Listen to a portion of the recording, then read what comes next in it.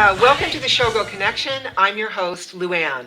Today in the studio, I have with me Kristina Sachs, and our connection is that we both performed in the Big Stage Show Spectacular, Hello Hollywood, Hello in Reno, Nevada, with a cast and crew of over 250 to put that show together on every night. I've been interviewing a lot of dancers, and our shows are very different, but not the majority of us start in the dance studios. Getting our training, and then we become dancers, and then we make those transitions probably in our 30s because we're professional athletes. Well, I love Kristina's story because she was a bank operations manager. That was her first career as a bank operations manager, and then she became a professional performer and singer. So let's just jump right in. Oh, I, absolutely. I love that you were a professional, or that you were bank operations manager first. Yes, But absolutely. let's talk a little bit about how did you find Hello Hollywood Hello, and then I love that you traveled the world as a performer on cruise ships for 10 years. Well, that is a lot different than being a bank operations manager. Yes, yeah. So simultaneous to being this bank operations manager, right. I did a lot of musical theater. Okay. And I was in San Diego at the time, although I was raised in San Francisco. So I kind of cut my teeth on that musical theater stage. So you started singing when you were really young. Well, I don't know about really young, but certainly younger than now. And so, but that really fueled the love of the theater. I was classically trained. I sang with the San Diego Opera. Wow. But I wanted something that was more of the common man interest and audience. And so the musical theater is where I was led into. Okay. And so at a certain point, moved away from the opera to become more on the contemporary side. And in that process, learned about the shows in Reno and Vegas. And so some of my friends who had been taking voice classes and dance classes, they were starting to audition for what was the MGM in Reno, actually both of them at that time. So that's what I ended up doing. I auditioned for the MGM in Las Vegas. Okay. And so what years were that? Because I know. Well, that would have been 83. Okay. 83, yeah. And I think the show opened in like 70s. So it was late 70s. Yeah. So it was already running maybe 5 years or so. Yeah. At that point. So now, mind you, I had left banking. I had made the career change to pursue theater and singing at that point. So I was working different jobs. I was registering voters. I was selling Mary Kay products. I was selling coffee over the phone, coffee products to businesses. This is way before Starbucks. Yeah. Anyway, so, to make that rent and to be able to pursue a craft, which I did. Right. Yeah. And so at a certain point, 2 years, after leaving the banking industry, is when I did the audition. And did you audition for Fluff Flaco? Oh, actually, it was Morag. It was more? No, excuse me. No. It was Jillian, of course. It was Jillian. It was Jillian. Yeah. I'm getting my cruise ship here conflicted. Yeah. So Jillian came down to Reno and would audition. Yes. So this would have been an open call. Yeah. So lots of folks. And I did the audition. She liked it. She said, well, could you come back in 6 months when we do the next open and have something classical prepared? So that's what I did. I came back. I sang again. And she said, oh, that's wonderful. We're really interested. Could you come back 6 months again? Wow. Okay. Well, when I came back at that mark. Well, so how did you feel about that? Were you feeling? Oh, I was excited. Were you feeling good? I was. She just didn't have an opening. And she didn't have an opening at the time. Okay. So she came back again. So this would have been like September. It was like either September or April kind of rhythm to it.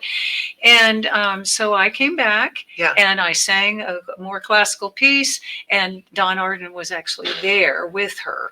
So I'm standing there afterwards, and I remember her saying, I could hear her say, this is the young woman that I told you about I'd like for the Reno cast. Yeah. And so at that time, it was going to be understudy Joyce, who was a primary feature vocalist. And then, of course, the chorus work that the Singers Row did. So that went great. And within a month, I was offered the contract, and I started rehearsals and came up to Reno and stayed there for 2 years. So what did you, I mean, that was your first big stage show spectacular. Oh, So it what was What did you think huge. about it? Because I mean, that was a great show. Oh my gosh, yes, it was spectacular. And I learned so much in taking dance class from all of these incredible dancers. And although, at that being 5'8", 5'9", whatever I was, I was considered tall, but Yeah. then I'm with these other women that I know. are 6 feet. But As yeah, you like know. my group was between 5'10" and 6'2". Yes. Yeah. And then these are ladies that came from ballet backgrounds, and From all over they the had world. been, in Paris, etc., in South Africa, and so they had been on point. So then they're 6'5". And then we're wearing 2.5-inch heels. Oh, absolutely. Yeah. So never did I ever feel dwarfed. But it just was, it was a sight to behold. The beautiful staging, great costumes they were so lush and so beautifully made, and beaded gowns. And then, of course, I was there in the early to mid 80s, so we still had big hairdos. The wigs were phenomenal. They sort of had a life of their own. So I know you came on in the opening with all the other, the whole cast came on at the opening when the plane came forward. That's right, the plane. And so what was it? I'm trying to remember, what was the song that we sang, or you sang at the beginning? Okay, so obviously we're picturing the 747, taxiing towards the audience. Right. And the wings come down, and it comes open, or the wings are already there. Yeah, because we're on the wing of the plane. That's right. And they're bringing down the headliners. So you were coming in with the headliners. Yes. So we're coming down, and then, of course, we're going to go into this wonderful, lovely waltz number.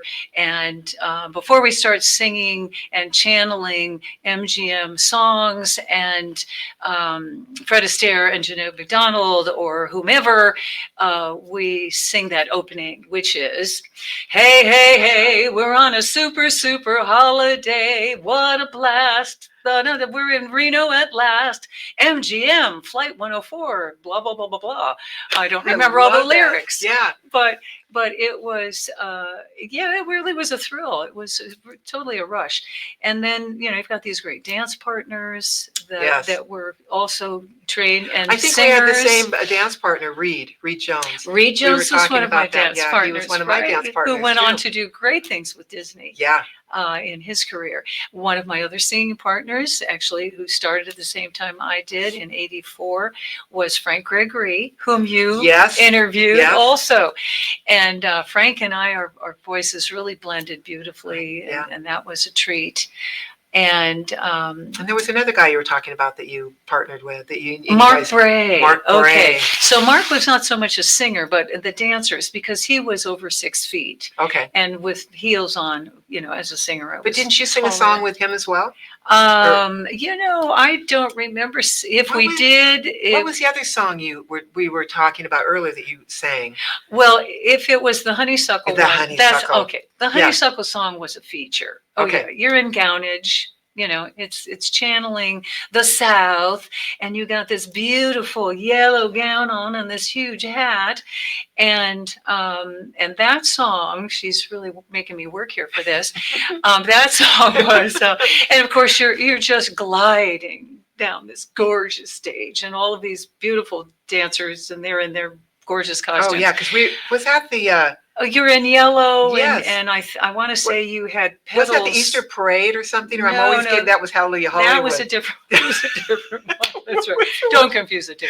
But anyway, so this was, and I love the fact that these are like snippets of 30 seconds, but well worth the costume and the whole staging. So this one was, "You are my honey, honeysuckle. I am the bee. I'd like to sip the honey sweet from those red lips you see. I love you dearly, dearly, and I want you to love me. You are my honey, honeysuckle. I am the bee. Buzz, buzz." Oh, I love that, right? I mean, just those old songs from the Yes, yes, and MGM really, musicals. I mean, that must have been from they one of were the big, fabulous, yeah. and a part of my upbringing. My mom was a movie hound, Oh, I love it. and so she was born in the late teens, and so Oh, her those MGM musicals. her musicals, like in the 30s, Yeah. that she would see the musicals. I heard about this from my aunts, that she would go and see the movies and then come back and kind of recount that to her siblings. But anyway, we would watch MGM movies, which they had. Yeah. One of the stations had them on all the time. Wow. So I heard Turner of Classic this. Movies. Oh, they I were, love yeah, Turner even Classic before Movies. Turner Okay. Classic. Yeah. So, yeah, they were late night movies, and I watched them with her. And that, I could already sing as a kid. So, but this was the foundation that really encouraged Yeah. me to do that. And So I know a lot of the yeah. people in that show stayed for the run of the show. They did. So Yeah. why did you? So you only lasted 2 years. Yeah, So, lasted. Well, let's put it or this you were way. only there for 2 years. So Yeah, did I you get was- another job offer somewhere? Well, I decided that I wanted more career opportunity. Okay. Yeah. And it was obvious that I would not, at that point, there wasn't a position for me to be a full-time featured singer. So Okay. I was doing understudy, and you were doing a feature in varieties of times, but it wasn't, the main character. Yeah. In any event. And so it was more that ensemble, which I loved, and Yes. I loved the community. I actually went back to UNR and started taking theater classes. Oh, that's me too. I took some theater. And I actually was able to test out because I was already performing. Good I was for you. already, Nice. a theater actress. Yeah. So they gave me credits for that. But in any case, Reed is the one who suggested that I explore the cruise ships. He said, "Oh, you'd be wonderful for that." Wow. And so he was familiar with it. And so he encouraged me to contact Morag, Yeah. that I made the reference to earlier, Morag Velkovic, who was a company manager who handled all of the casts for Royal Viking Line. Yeah, she was it back then. She was, yeah. there was Jean Ann Ryan, who did that's right. amazing Yes. work too, but the larger ships. Yeah. Whereas Royal Viking was under 1,000, and they were 5-star, well, 4-star at that time. But in any case, so he recommended that. I got the contact info, and Narvel McGee, who was Yeah. also in our show, Yeah. which we had a good time yesterday with him. He helped. Anytime a fellow show person comes into town, we always get together for lunch. Oh, That's what I love. Well, I love about- that. I'm so Right, glad the that camaraderie that we built backstage too. I just love that. There Yeah. is nothing like theater, Yeah. So, but he helped, he created a combination for me. So I'd have a dance audition piece. And then Michael Erdley, God bless him, Yeah. did a demo tape with him. In any case, so he assisted with recording and what I was going to sing as an audition piece. What was your audition piece? It was from Chorus Line, and it was oh shoot, as my mind goes blank, give me a chance to come through. Dun, dun, dun, dun. All I need is the music and the mirror and a chance to dance for you. Okay, and then I just did my thing. Good for you. And the cool thing about this, besides just having that opportunity, was that Morag was going to be in town in Reno anyway. So it was a private audition. Wow. Which, we know in our circles, that's really a unique Wonderful, experience. yeah, So anyway, I wowed her, which is really good. And then I got the call for, which contract I would want. But in the interim, because she had also worked with Jillian Rushwe, our company manager, Jillian gave her a good review of me, a good recommendation. So that, of course, was delightful. And so I got the call. I got the call from Morag, and as she says in this wonderful British Scottish accent, well, we'd love to contract you, and we have 2 opportunities. You could contract right away, and you would do the Caribbean, or if you wouldn't mind waiting until January, you could go on a world cruise contract. Wow. Okay, well, let me think about that for 2 seconds. So of course I Wow. opted for the world cruise. Right. So And then you said that was 6 months. that was a 6-month contract, Yeah. 4 months for the world cruise, and then 2 months off and another 6 months. So back in those Wow. days, and they may still do the lengthy contracts. But once you went into rehearsal, which we did in Las Vegas, we learned 3 brand new shows, and they were wonderful. I mean, the caliber was wonderful. Yes. Because the cruise line had this great reputation. So, and at that time, if I can drop another name, Greg Von Seeger was the manager in Florida for all the entertainment department. And then he went on to Seabourn at a certain point. So I worked with him again, his office, it's an administrative role that he had. But in any case, so the thread of who you meeting and who your career unfolds. And I continued to work in the ships for a total of 10 years. Wow. And went from Royal Viking, then it was Royal Cruise Line, and then it was Princess, and then it was Seabourn. So I think those were the 4 major. And your shows were always changing. Well, by the time it got to Seabourn, I was featured singer. They didn't have production shows. There were only 200 passengers, so these were not booked or condensed musicals. Yeah. So, and I was assistant cruise director. So there was higher visibility, more interaction with the passengers, which I loved, and my one-woman show. And then, of course, you'd put together things depending on what your itinerary was. Oh, we're going to Rio. Okay, South America. Well, bring out all the Latin music stuff. It's St. Patty's Day. Well, now you're going to, create a show all around St. Patty's Day. Wow. So it was Never highly got boring. creative, never boring. Yeah. And the musicians were so good that whether you had sheet music, and of course, back in those days, you're bringing books with you, these big spiral books of lead sheets. So that's how you worked with these great musicians and you formed these shows, and it was the foundation for a cabaret career that would springboard out of the cruise ship. Yeah.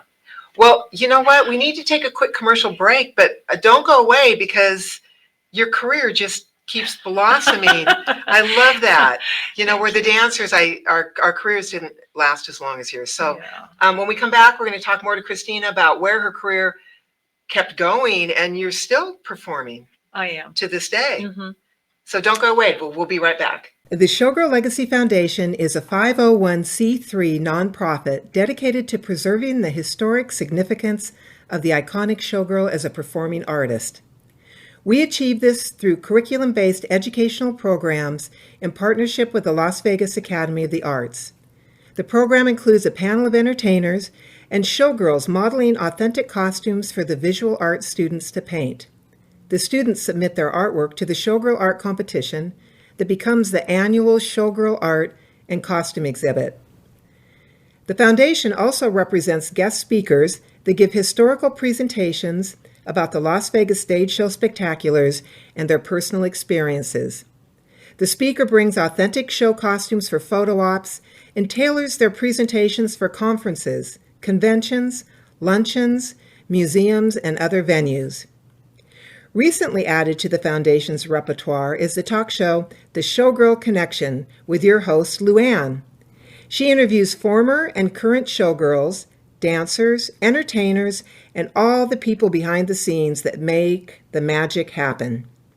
The Showgirl Connection wouldn't be possible without the partnership and support of WWDBTV and owner John Stiles. Learn more about us at showgirllegacy.org and castandcrewreunion.com. For questions, email us at info@showgirllegacy.org.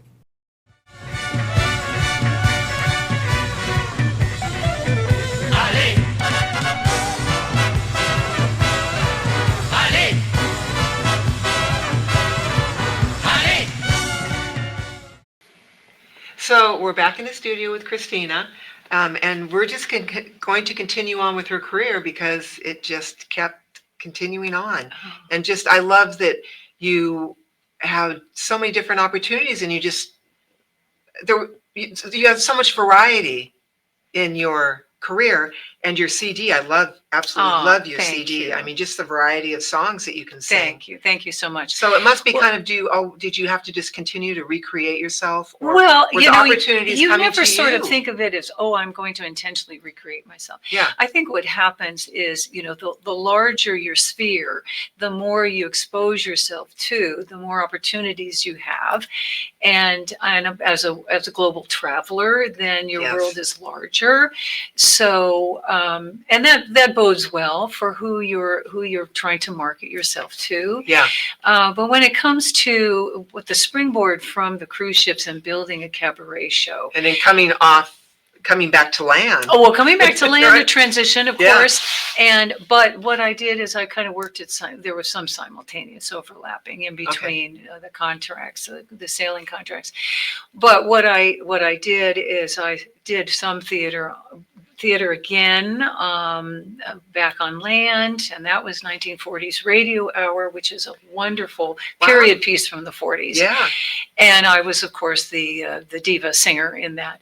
But the whole cabaret genre, which just means a intimate setting, intimate audience. You break the fourth wall as a theater actress, And small. and you're telling showrooms. story, and it may be 100 members in your audience. So New York is very familiar with that term. LA has had some settings where jazz clubs and that kind of thing. Gardenia actually performed there. And and then San Francisco. San Francisco has had some cabaret rooms. The Plush Room was a beautiful venue at a certain time. So I started creating the one-woman show, work with an accompanist, and here again, it's more intimate. So it may just be you and the pianist versus a trio or something, but that's totally acceptable too. And so once you mount the show, and I went to this incredible cabaret symposium where I started meeting celebrities that were recording artists from the 40s and 50s. They became mentors of mine, like Margaret Whiting, who is known very much as a recording artist in certain genres of music. And Julie Wilson was very well known. So then you're meeting accompanists. And so these are, they're worth their weight in gold. Yeah. I've worked with Michelle Browerman, who is a composer and has a huge body of work. She works with Amanda McBroom. So your paths start crossing. And I'm certainly, I'm in awe of these other artists who have done, such a beautiful legacy of songbook. So I remain involved in that. Right. And so I've done the one-woman shows. One was called I Left My Heart in Gorky Park. That was my international show. And because I'm a San Francisco gal, I could use that term and do a play on words. I love that. Wake Up and Dream was one of them. Anyway, so you build these shows and they're an hour long, and it's very creative. And so that was the thrust at that time. Out of that, so was that in the 90s? That was late 90s. And then by 99, I'm producing. I've been asked to perform these 2 concerts. 2 meaning they were at 2 different times of the year, but it was the same repertoire. And out of those concerts, we recorded them, went into the studio, and that is the birth of where this CD came from, which is called For Such a Time as This. It's a great CD. And there's so much variety. It really is a wonderful compilation of jazz, blues. Oh, Operator, I love singing that one. That actually was inspired by the Manhattan Transfer, and they're still going strong. They've changed some of the cast members, but so yes, there's ballads, there is pop stuff. Put a Little Love in Your Heart. There's Amazing Grace. There's one of my favorites from Into the Woods, Children Will Listen.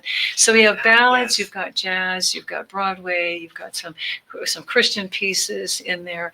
So it's really a labor of love. And I'm definitely due for one, because this is a couple decades old at this point. But so the world of cabaret opened up, and that way you can create your own shows and invite Kristina, Sachs and friends. So then you can start, including others. So I've performed in New York, as I mentioned, There's a wonderful, well-known club called Birdland, and it's as a jazz club. It's Yeah. known throughout the world, actually. And I've been a part of their cast party venue, which is a wonderful compilation of music artists. And the beauty to that is that you're hobnobbing with other recording artists and Broadway actors and singers. Nice. And they have it on Monday night because that was typically a dark night. Mhm. And so they call it cast party. And so you never know who's going to be a part of that 25-member mirth and music. I mean, it's just a wonderful opportunity. And I know that Jim Caruso will love me giving him a plug, along with Billy Stritch, who is the house accompanist. So that's still going on today? That is going on. They've been going on over 20 years. Yeah. And you that's still, always on Monday nights. do And you when still I'm go in New back? York, I try and get on that stage. Yeah. I will be in New York the latter part of this month for the Cabaret Convention. But my flight is not coordinate with that Monday night so See, well. I love that you So- continue to learn, and Oh, absolutely. I mean, that's what I love about getting older too, is it's the time to learn and grow. And and I am a still lifelong keep that, learner. yeah, and keep that passion going. And I Yeah. can just see you still have that passion for your art Absolutely. and singing and performing. And I think, and to that degree also, because we are whole beings that have different facets of our gifting and different seasons. I've been married, I've been a stepmom, I've been divorced, I'm a widow right now. I went back to school in my middle-aged years and got my bachelor's, and then I went on for my master's. So lifelong learning is really important to me, and that is a model I want for my nieces. So Yeah. I didn't have kids myself, or I'm a stepmom, but a model too at any age. Well, that's what keeps us You young can and do relevant as well. Absolutely. And Yeah. the relevant part is very important, because I've got grandkids and I want to be relevant to them. And I consider myself the coolest of grandmoms. They have more than one, but I definitely, I think, I believe I rank high up there. Oh, I'm sure you're very entertaining and they just adore you. Well, I don't know Do you about sing with them? the adoration, because one is 15 and one Oh, is 16. well, that's So good. Yeah. totally different ballgame. But do they sing with you, or do you sing? No, but they will humor me in letting me sing over them or for them. And then we have twin boys that are 10. So they still let you love on them. My Yeah, niece yeah. has twins and they're 10. It's Oh, a girl and a boy. yeah, That's yeah. a great These are age. two little boys. Yeah. So 4 grandkids, and then I actually have a great grand also, little girl. She's Wow. 2. Wow. Yeah. So live now, they live in Arizona, so I'm not seeing them, every week. Yeah. But here again, it's an enriching part of life, the different seasons and who matters to you and Mhm. what your priorities are. Yeah. And so I'm actively involved in that various gifting, and my church family is very important, and they champion my singing. I've been in the choir now for a Well, you number hear that of about a lot of years. people that even became professional singers used to sing in the choir. the Oh, church absolutely. choir. Whitney Houston was one. Yeah. Elvis Presley. Hello. I can travel in those circles, Yeah. decades later. But yeah, there is a wonderful foundation when you know where your gift came from, Yes. and that you can honor it, regardless of what age you are. Oh, because you still have a beautiful voice. Thank you very much. Yeah. And my idol would be Ella Fitzgerald, who continued to sing into her 80s. So you just have to take care of the instrument, Yes. which is important. And you as dancers, I want to give a great plug. I mean, I so respect the ground that you dance on, and how arduous that and disciplined that career is.